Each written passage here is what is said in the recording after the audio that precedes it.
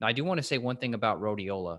Rhodiola changed my life. I was depressed all throughout my teenage years, mainly due to my gut issues. I think my mood issues were Yep. probably gut and toxicity issues. I remember uh, I spent a lot of time growing up in my grandma's house, who her basement flooded many times. So now, after you and I've talked about this for the last year now, my mold journey, I think I had a lot of mold that was causing me depression too. So it's probably a combination of toxins and gut issues.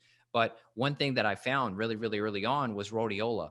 And I noticed immediately that my mood was lifted and the clouds that had been over my head just basically disappeared. But the only caveat to it is, if you're somebody who you have an unstable mood, like you're possibly trending more towards bipolar, rhodiola can make you more manic. So that is one Yep. adaptogen where I think you have a little caution.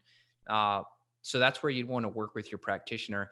And then I just want to state something a little differently than the way you've already said, which is about the supplement quality. So part of our clinical practice is we do implement these herbs into clinic, and then we sell these supplements to the public as well. But we're using professional healthcare companies that only manufacture and sell supplements specifically to doctors and healthcare practitioners. So we're not doing what is very common in the nootropic and the adaptogenic herb community, which is contract manufacturing, which is where you've got random uh, supplementsforyou.com in the middle of Florida, and they grab 30 different herbs from China, and then they put them in a bottle and slap your label on it and sell it. That's not what we do at all. We have to have professional grade, made by professional practitioners. Sometimes our formulations are created with the help of other functional medicine people, naturopaths, and on and on and on.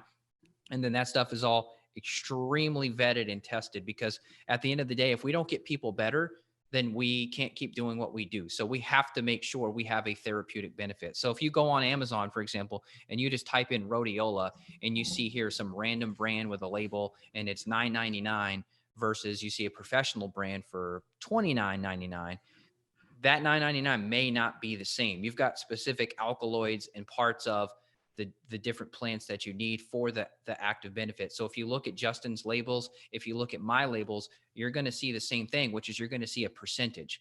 And that's where the magic happens. So for example, with rhodiola, you have to have a standardized form that's going to have multiple alkaloids. For example, rosavins is one thing we look for in rhodiola. Not all rhodiola is standardized to have particular percentage of rosavins. With ashwagandha, you've got I think you pronounce it withanolides. That's Yep. the active component of the Withania, withania. withanolides. Yep. So, so I'm just trying to just point this out, not to say, hey, we're the best, but we pretty much are with the adaptogenic herbs, because there's nobody else doing professional manufacturing like we are. 100%. Now, really interesting. This is straight from Winston's book. He talks about adaptogens help the body achieve an adaptive response to stress. They increase the body's ability to cope more effectively with stress. They work with the body's reaction to stress and alter the release of stress hormones.